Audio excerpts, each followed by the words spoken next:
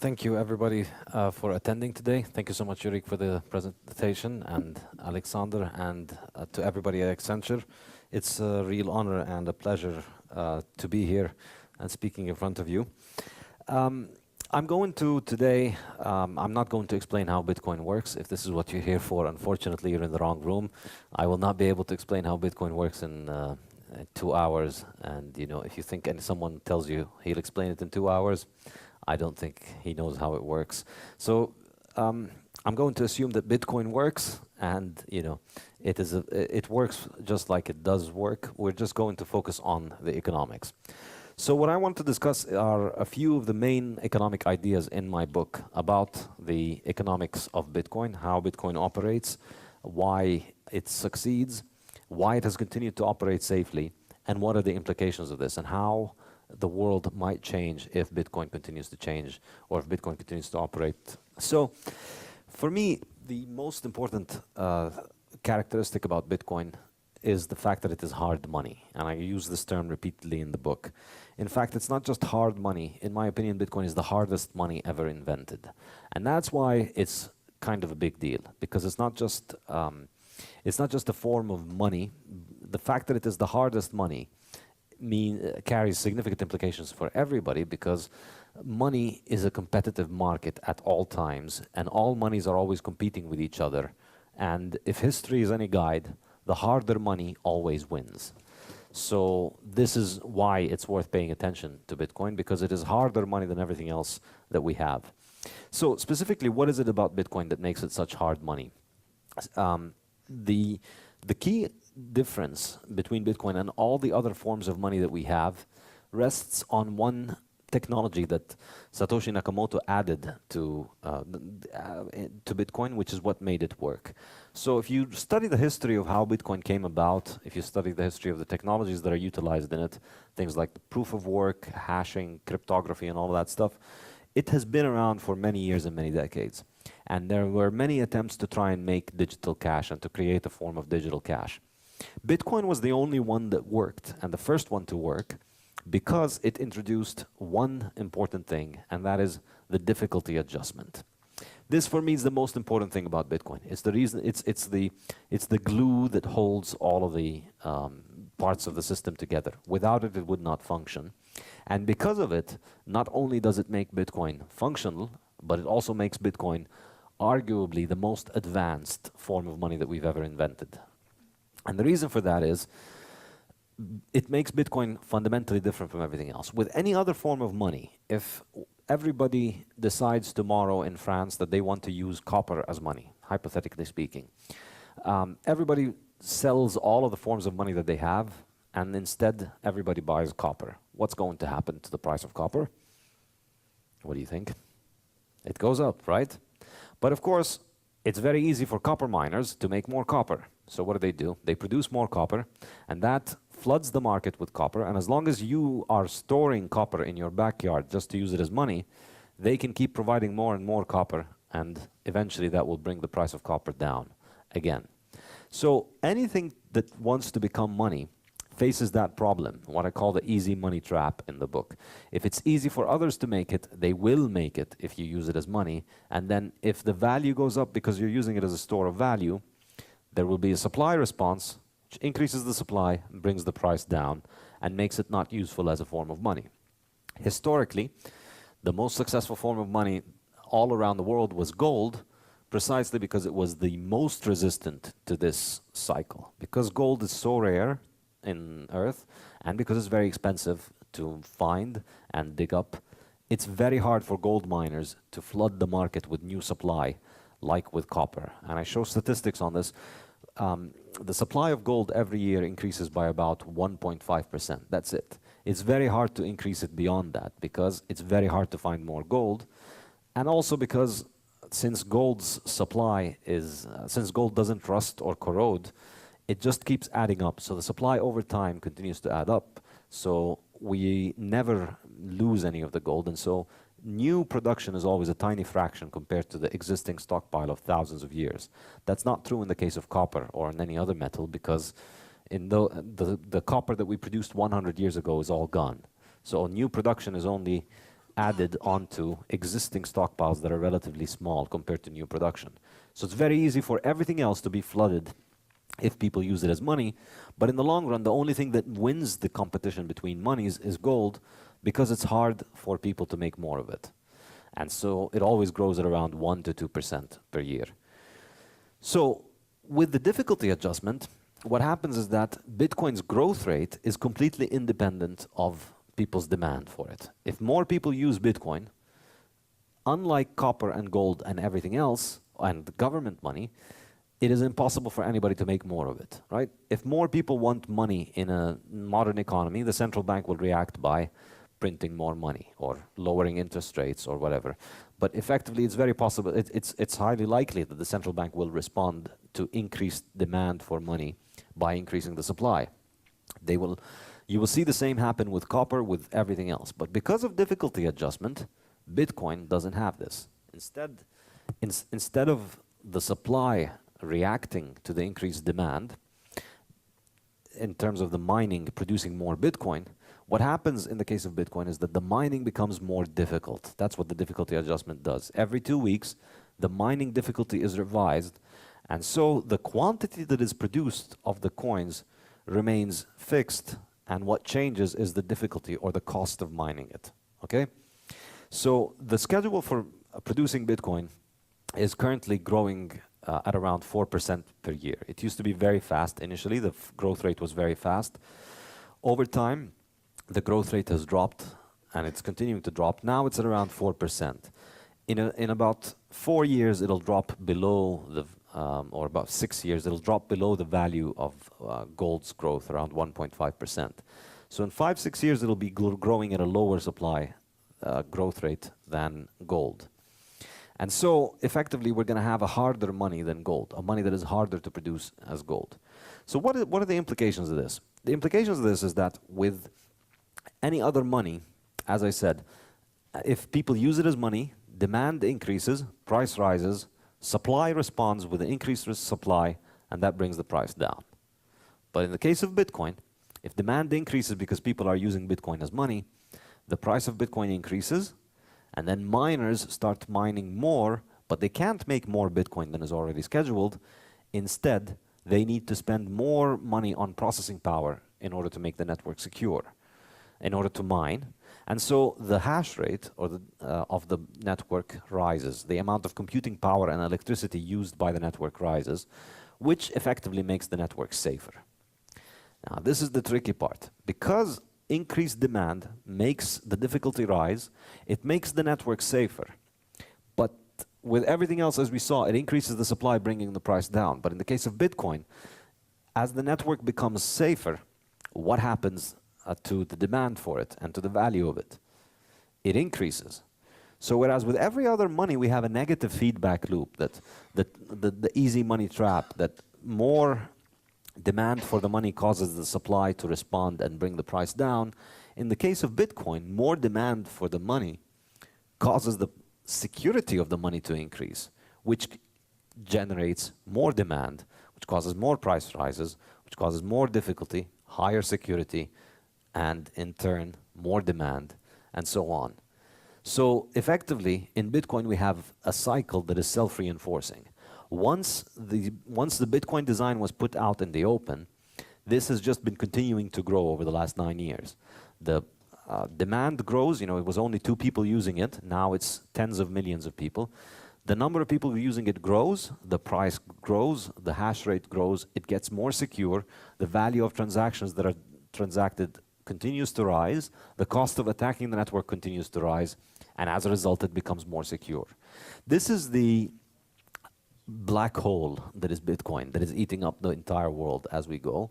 And this is essentially the dynamic that is causing Bitcoin to continue to grow unstoppably, because there's no negative feedback. There's no central bank to flood the supply and reduce the rise in the price.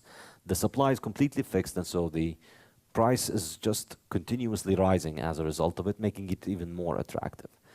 In the long run, I think if we, and in my book I talk a lot about these examples, if you look at what happens in history when a hard money is present in the same place and with an easy money, it's very predictable. the wealth of the people that is in easy money is going to effectively disappear. It's very hard for people to maintain wealth if they're storing it in easy money, because others will just produce more of it. Whereas the people storing their wealth in hard money will end up gaining more and more wealth over time. So there's an example from West Africa, which is that they used to use glass beads as money because they weren't commonly produced in Africa. So they were very rare and it was very hard to produce them. And so they served as a good unit of money. But when Europeans came to West Africa, they saw that this was the money that Africans used to use. So they would get glass beads from Europe and go to Africa and use it to buy things in Africa. And eventually that is how Europeans managed to expropriate a lot of the wealth of Africans, because they were able to print their money, which was very easy for Europeans to make, whereas it was very hard for Africans to make the money that Europeans had. And we see several examples of this repeating over time, and this is, I think, why Bitcoin is relevant, because it's, you know, it was not an option for people in West Africa to say, we do not care about gold as money, and we are happy to keep using our glass beads as money. It's not possible to isolate yourself from other people using a money harder than yours, because all that will happen is that you're just allowing them to expropriate your wealth easily simply by having the harder money that maintains its value. So this is really why I think Bitcoin is very important and worth paying attention to. And the implication of this, the implication of the hardness of Bitcoin, the implication of the fact that Bitcoin is very hard to make, is that it's also given us the first truly scarce liquid good that we have, the first truly scarce thing that could serve the function of money that we have developed. Because if you think about any other material or metal or resource that we have on Earth, yes, we think of them as being scarce, and obviously, you know, the Earth is a physically limited space, and it has a certain fixed amount of oil or gold or copper or what it is. So it is practically, it is technically scarce. All of these resources are scarce. However, in real terms, what determines how much we have of any other resource, of any resource in the world, is not how much of it exists on Earth, it's how much time we dedicate to it as opposed to other things, because the only scarce thing that we have is our time. In other words, you know, if people tomorrow decide that they like nickel, for instance, so much more than they already do, we find a new technology that needs a lot of nickel, and it's very valuable and people are willing to pay a very high price for it. It's quite possible to increase nickel production very significantly, but it will come at a significant cost of giving up on the production of many other things. So, in other words, for pretty much for every resource, every natural resource that exists on Earth, the limit on how much we produce of it is not how much of it exists on Earth, it is how much time we dedicate to it as opposed to other things. Because, you know, the Earth, even though it is finite, the Earth's diameter is about 12,000 kilometers. The biggest hole that anybody has ever dug to mine anything is about 3 kilometers. So we've literally just scratched the surface of the Earth. If we have more time and more resources to keep digging, we could keep finding more. But what limits how much we make of everything is just the time that we dedicate to it as opposed to other things. The one exception to this, because of difficulty adjustment, is Bitcoin. Bitcoin doesn't care. There will only ever be 21 million Bitcoins, and that's it. Doesn't matter how much time, money, and effort goes into producing more Bitcoins, the supply is always going to be fixed. So this, for me, is really a significant milestone for us as a human race, because effectively, we've managed to create one thing that is liquid, that we could use for payment, that is dividable and combinable, that you could move around, send all over the world, and yet it's strictly scarce. The supply is strictly fixed. The only other thing that we have that is strictly fixed and scarce is our time on Earth. That's the only thing that is really scarce. And so, if you think of it, the search for money is a search for a store of value that is produced across, for a store of value across time. So I work today, I earn money today, I'd like a ways for me to keep that value into the future, and so I put that, that value into a form of money. But any money that can be produced at an extra, whose supply can be increased, You can think of that as an inefficiency in the form of money. You can think of that as like an inefficiency in an engine. The more people are able to make of the money that you use, the more they are expropriating the wealth that you stored in that money without them having to actually work and produce value like you did. So you work, you store your value in Venezuelan bolivars, but then the Venezuelan government increases the supply of bolivars, and then all of the value that you had in it is gone. This is true for pretty much every single thing. Gold was the best answer to this because it was the hardest to make. But now Bitcoin completely eliminates this inefficiency because you know there will only ever be 21 million. So if you buy one Bitcoin today, you know that's 1 out of 21 million of all the Bitcoins that will ever exist forever. That's it. There will never be any way of making more Bitcoins than this. We can get into a discussion about why we know whether that's true or not. It's a little bit technical, but I'll skip it for now.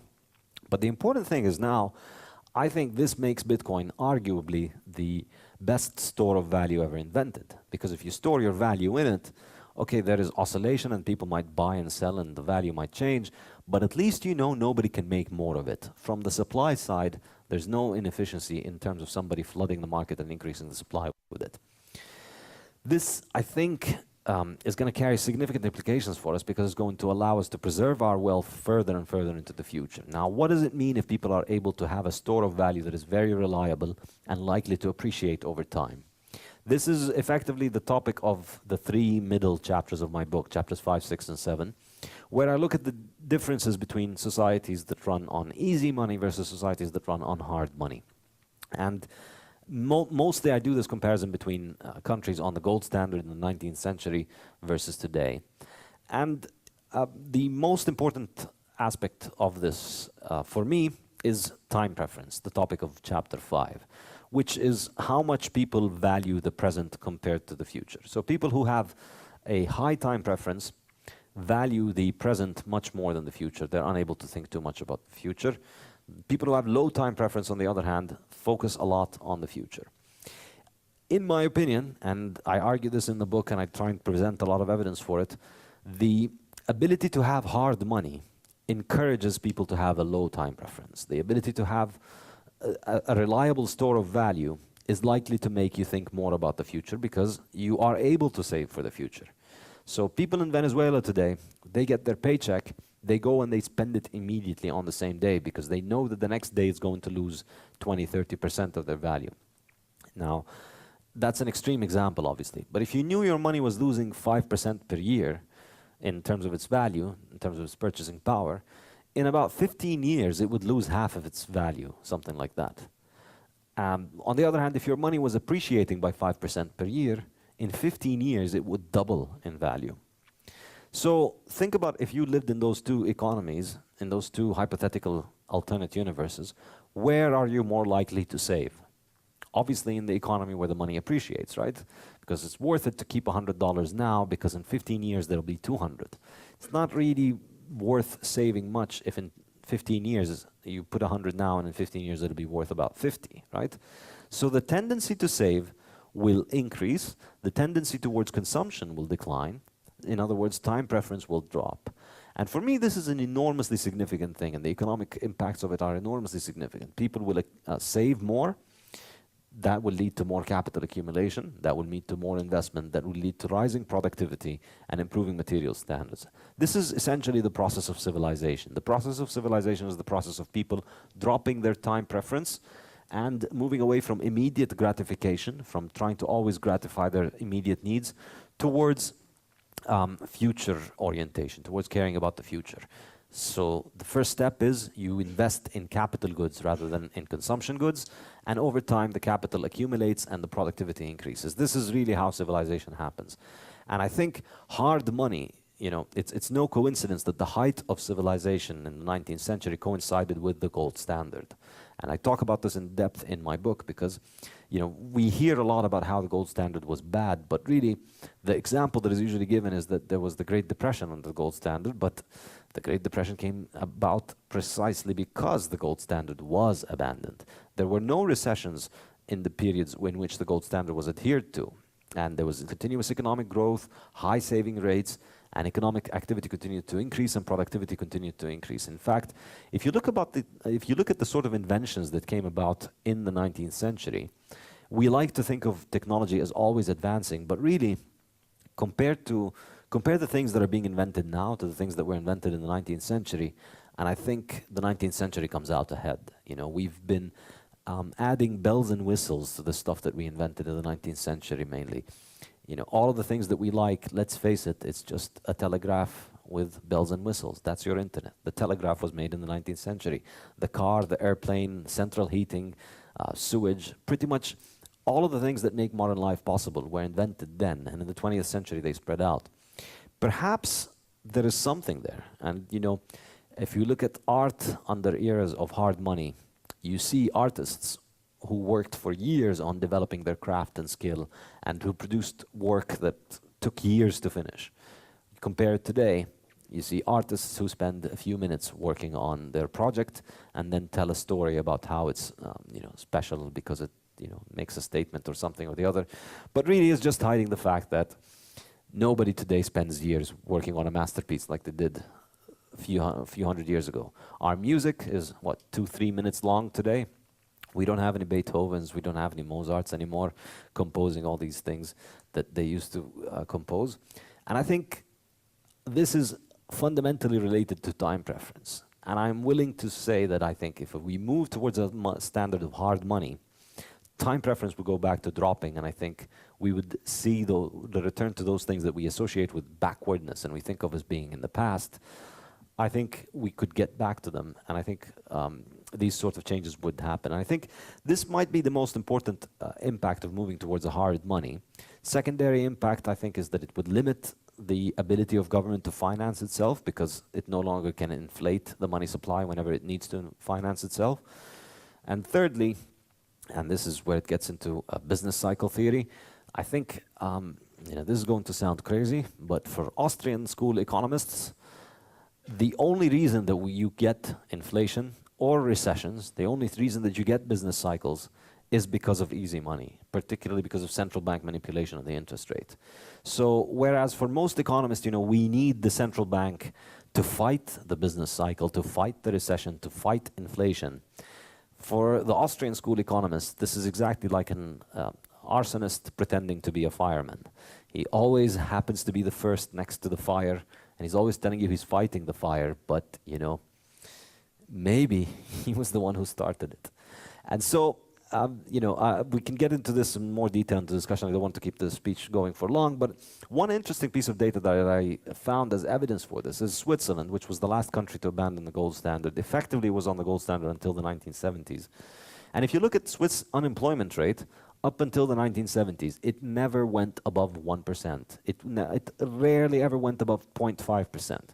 Then from the 1970s until the 90s, when they were kind of on the gold standard, the unemployment rate would go up to 1 or 2%. And then in 1992, I think it was, when Switzerland sold half of its gold, and effectively the Swiss franc became just like any other currency, when in the 70s it was just gold, roughly. Since then, Swiss unemployment has just rocketed up to 5%, 3%, 4% all the time. And, you know, it's the same country, the same people. The only things that have changed are the monetary system. Under hard money, there was no recession. Under easy money, now they get all these recessions. I don't think it's a coincidence. And, you know, if you study Austrian business cycle theory, you'll see why that is the case. You'll see why the 20th century, the century in which supposedly we invented central banks to stop business cycles and to stop recessions, was the century that had the most business cycles and the most recessions. So we can get into all of these in more detail during the discussion. Thank you very much.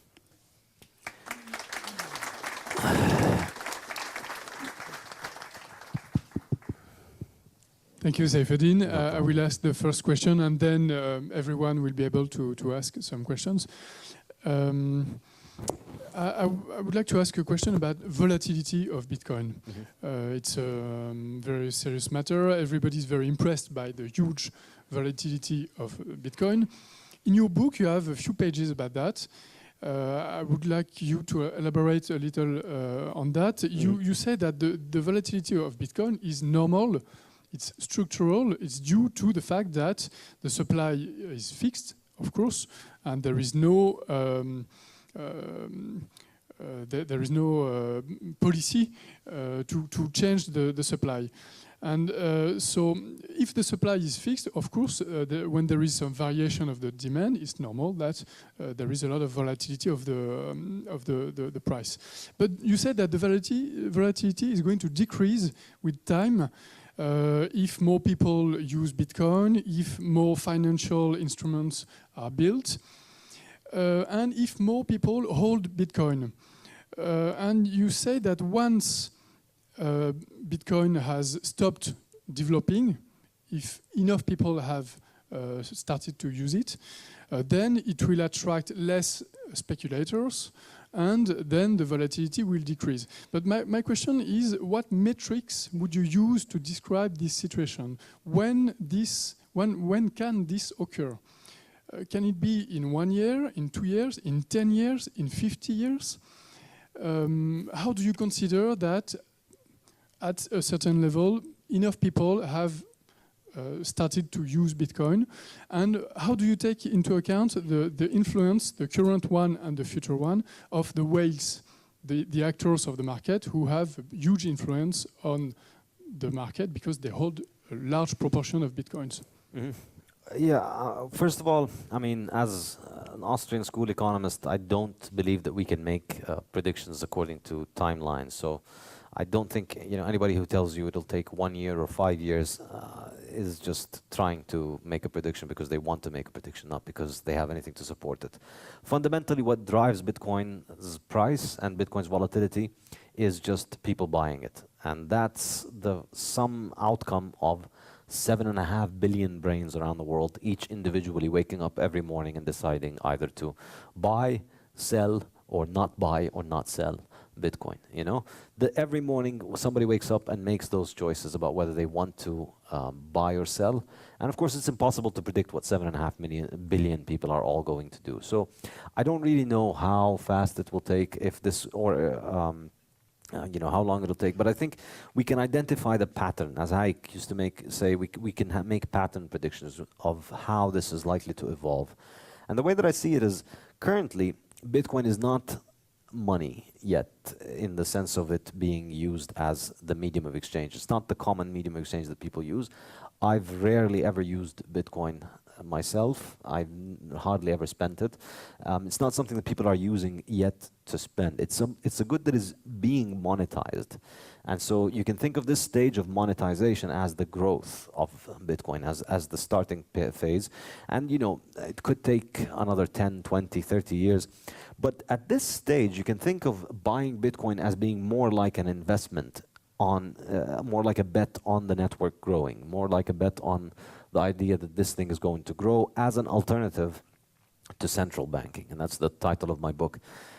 Bitcoin is a decentralized alternative to central banking. If you want to think about sending money abroad, your only option is your central bank or Bitcoin. Now we only finally have an alternative to the central bank, which is Bitcoin. So buying Bitcoin right now is like betting on this alternative to continue to grow. This is more of a speculative bet. It's an entrepreneurial bet. It's a market bet, and it's a prediction that people who are buying Bitcoin today are making about how others will buy in the future. Now, as long as Bitcoin is, currently Bitcoin is about 0.1 or 0.2% of the entire money supply of the world, which is nothing. So that means that, if you have one rich person today deciding that they want to buy Bitcoin, they could move the market significantly. Or one rich person deciding to sell Bitcoin can also move the market significantly. Because the amount of wealth in Bitcoin is very tiny. So if somebody with $500 million wants to buy Bitcoin today, they will cause a massive change in the price. So if we move to a world in which Bitcoin is, say, 40, 50, 60% of the value of the entire money supply, at that point, any particular person buying or selling will become less significant. Now, in turn, as this growth reaches, as Bitcoin reaches a point where it's already grown so much, if it's already at 60% of the value of the money supply, that means it can't grow more than another 60% extra until it eats all of the money in the world. And so, you know, or if it gets to 80% of the money supply, then it's not going to grow more than another 10, 20, 30%. So therefore, the possibility for it then to be a speculative bet declines. At that point, it becomes more, if anybody wants to buy Bitcoin, they're not buying it thinking that it's going to triple next year or that it's going to go up 5-fold next year. They're buying it as a reliable store of value. It'll become like gold. You buy it not because it's going to make you rich, you buy it because you can be sure relatively that it won't lose its value significantly like other things usually do. So once we've reached that sort of point, then I think, you know, the demand for Bitcoin as a speculative asset will decline, and the demand for Bitcoin as a sort of store of value, which is much less volatile and will likely have far fewer large value transactions. So, you know, very few people decide to go in and out of cash very significantly. And so you could see that's becoming the case over time. And that, I think, would lead to a reduction in the volatility, which would then allow it to become more and more used as a medium of exchange. But at this point, it doesn't make a lot of sense to use it as a medium of exchange, and the majority of Bitcoiners don't. You pay your, effectively, as long as people are willing to accept another form of money, the cheap, easy money, there's no reason for me as a Bitcoiner to part with my Bitcoins. But the reality is, I don't expect this excellent offer to always be there. Currently, I'm lucky enough that people will accept whatever euros and dollars I carry in my pocket. But, you know, eventually I expect them to wise up, that they're the ones getting the bad end of the deal by getting those things. And eventually I think it'll become much harder for you to spend these kinds of money. And so more and more people will tend towards the harder money. When that happens, I think we could see a reduction in the volatility.